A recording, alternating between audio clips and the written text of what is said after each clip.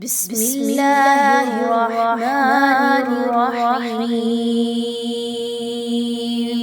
السلام علیکم ورحمۃ اللہ وبرکاتہ۔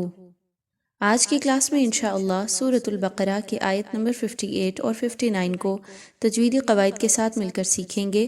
آئیے آج کا سبق پڑھنا شروع کرتے ہیں۔ سب سے پہلے آیت نمبر 58 کو دیکھیے، وَإِذْ قُلْنَا ادْخُلُوا۔ اس میں دیکھیے تو سب سے پہلے دال کا مخرج، اس پر فوکس کیجئے۔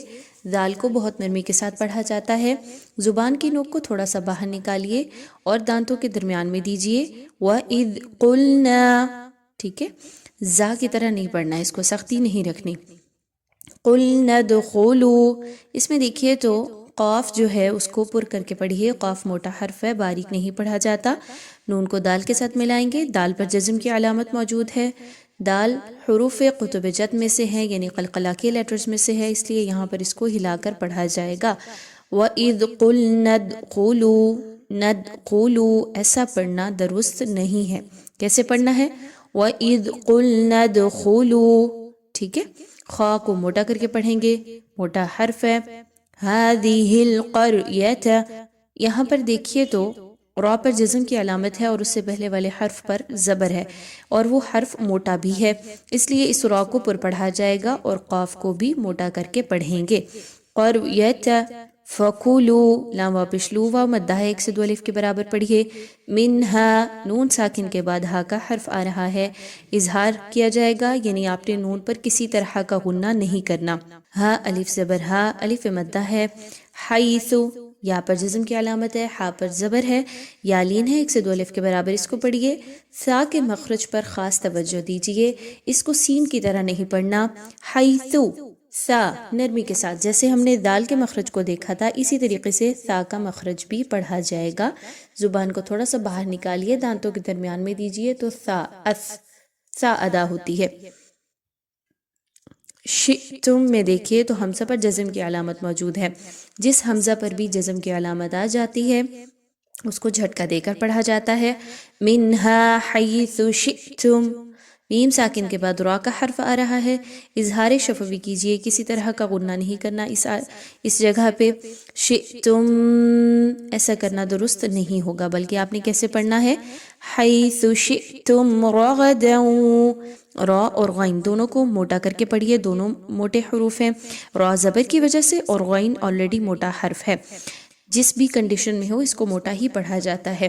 دال پر 2 زبر کی تنوین کے بعد واو کا حرف آ رہا ہے، نون ساکن یا تنوین کے بعد واو کا حرف آ جائے تو وہاں پر ادغام ود غنہ کیا جاتا ہے، یعنی آپ نے وہاں پر ایک حرف کی آواز کو دوسرے حرف کی آواز میں مکس کرنا ہوتا ہے غنے کے ساتھ۔ اب یہاں پر کیسے پڑھیں گے؟ رغدا وادخلوا، ٹھیک ہے۔ دال پر جزم کی علامت ہے، جیسے اوپر قلقلہ کیا تھا آیت کے شروع میں، اسی طریقے سے یہاں پر بھی کیا جائے گا، دال کی آواز کو ہلا کر پڑھا جائے گا۔ وادخلوا، خا کو موٹا کر کے پڑھیں گے۔ باب، با الف زبر با، الف مدہ ہے، 1 سے 2 الف کے برابر پڑھیے۔ دوسری با جس پر صرف زبر ہے، اس کو لمبا نہیں کرنا، بابا ایسا کرنا درست نہیں ہے۔ وادخلوا الباب سجدا، سین اور جیم کو آپس میں مضبوطی کے ساتھ ملائیے۔ دال پر 2 زبر کی تنوین کے بعد واو کا حرف آ رہا ہے، اس لیے یہاں پر ادغام ود غنہ کیا جائے گا۔ آپ نے تنوین کی آواز کو واو کی آواز میں مرج کرنا ہے۔ سجدا وقولوا، قاف و بشقو موٹا کر کے پڑھیں گے، قاف موٹا حرف ہے۔ حطۃ، ہا اور طا ان دونوں کو آپس میں مضبوطی کے ساتھ ملائیے۔ تا پر 2 پیش کی تنوین کے بعد نون کا حرف آ رہا ہے، تنوین کے بعد نون کا حرف آ رہا ہے تو آپ نے اس لیے یہاں پر ادغام ود غنہ کرنا ہے، یعنی آپ نے تنوین کی آواز کو نون کی آواز میں مکس کرنا ہے غنے کے ساتھ، آواز کو ناک میں لے کے جا کے۔ حطۃ نغفر لکم، غین کو موٹا کر کے پڑھیں گے، جبکہ را پر جزم کی علامت سے پہلے والے حرف کے نیچے زیر ہے، اس لیے اس را کو باریک پڑھا جائے گا۔ لکم خطایاکم، خا اور طا موٹی پڑھی جائیں گی۔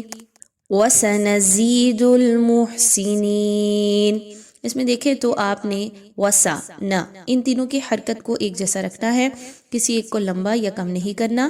زا زیر یا زی یا مدہ ہے 1 سے 2 الف کے برابر اس کو پڑھیں گے۔ محسنین ہا کو اچھے سے اس کے مخرج سے نکالیے۔ نون یا زیر نی یا مدہ ہے 1 سے 2 الف کے برابر پڑھتے ہوئے وقف کریں گے۔ آئیے اس آیت کو تجویدی قواعد کے ساتھ پڑھتے ہیں۔ وَإِذْ قُلْنَا ادْخُلُوا هَٰذِهِ الْقَرْيَةَ فَكُلُوا مِنْهَا حَيْثُ شِئْتُمْ رَغَدًا وَادْخُلُوا الْبَابَ سُجَّدًا وَقُولُوا حِطَّةٌ نَغْفِرْ لَكُمْ خَطَايَاكُمْ وَسَنَزِيدُ الْمُحْسِنِينَ۔ آئیے آیت نمبر 59 کی جانب چلتے ہیں۔ فَبَدَّلَ الَّذِينَ ظَلَمُوا، یہاں پہ دیکھیں تو دال زیر یادی یا مدہ ہے، یہاں پر دال کے مخرج پر خاص توجہ دیں گے۔ دال کو نرمی کے ساتھ پڑھیے، مقدار یا مدہ کی 1 سے 2 الف کے برابر رکھیے۔ ظلموا ظا کو موٹا کر کے پڑھیں گے۔ میم واو پشمو واو مدہ 1 سے 2 الف کے برابر پڑھیے۔ قو واو لین ہے، قاف پر زبر، واو پر جزم کی علامت، یہاں پر آپ نے اس کو بھی 1 سے 2 الف کے برابر پڑھنا ہے، لیکن چونکہ قاف موٹا حرف ہے اس لیے یہاں پر قاف کو پر کر کے پڑھیں گے۔ آگے دیکھیں تو لام پر 2 زبر کی تنوین کے بعد غین کا حرف آ رہا ہے، یعنی نون ساکن یا تنوین کے بعد غین آ جائے تو غین حروف حلقی میں سے ہے۔ حمزہ عین حا غین خا ان 6 حروف میں سے، اس لیے یہاں پر اظہار کیا جائے گا۔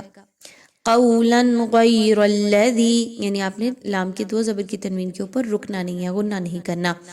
غیر الذی غین اور را دونوں کو موٹا کر کے پڑھیں گے۔ ذال زیر یادی یا مدہ ہے، قاف زیر یاقی یا مدہ ہے، اس کو بھی قاف کو موٹا کر کے پڑھیے۔ لہم فانزلنا، میم ساکن کے بعد فا کا حرف آ گیا، آپ نے یہاں پر میم ساکن پہ بالکل بھی نہیں رکنا، یہاں پر اظہار شفوی کیجئے۔ لہم فانزلنا، نون ساکن کے بعد زا کا حرف آ گیا، یہاں پر غنہ کیا جائے گا، نون کی آواز کو کلیئر نہیں پڑھنا۔ فانزلنا، زبان کو اوپر کی طرف اٹھائیے تو اچھے سے اخفا ہوگا۔ فانزلنا، ٹھیک ہے، زا کے مخرج پر خاص توجہ دیں، اس کو مضبوطی کے ساتھ پڑھیے۔ علی الذین یا مدہ ہے، ظلموا واو مدہ میم واو پشمو، رجزم، اس میں دیکھیں تو جیم پر جزم کی علامت ہے، جیم حروف قلقلہ میں سے ہے اس لیے اس کو ہلا کر پڑھا جائے گا۔ رجزم من السماء، تنوین کے بعد میم آ گیا تو یہاں پر آپ نے ادغام ود غنہ کرنا ہے، ایک حرف کی آواز کو دوسرے کی آواز میں مرج کیجئے غنے کے ساتھ۔ رجزم من السماء، ماں پر مد موجود ہے، یہاں پر آپ اس کو کھینچ کے لمبا کر کے پڑھیں گے۔ بما کانو، میم الف زبر ما، کاف الف زبر کا، نون واو پیش نو، تینوں کو ایک جیسی مقدار میں پڑھیں گے۔ یفسقون، قاف واو پیش قو، قاف کو موٹا کیجئے اور واو مدہ کو 1 سے 2 الف کے برابر پڑھیے۔ آئیے آیت نمبر 59 کی ایک بار تلاوت کر لیتے ہیں، تجوید کے تمام قواعد کو فالو کرنے کی کوشش کیجئے ساتھ مل کے۔ فَبَدَّلَ الَّذِينَ ظَلَمُوا قَوْلًا غَيْرَ الَّذِي قِيلَ لَهُمْ فَأَنزَلْنَا عَلَى الَّذِينَ ظَلَمُوا رِجْزًا مِّنَ السَّمَاءِ فَأَنزَلْنَا عَلَى الَّذِينَ ظَلَمُوا رِجْزًا مِّنَ السَّمَاءِ بِمَا كَانُوا يَفْسُقُونَ۔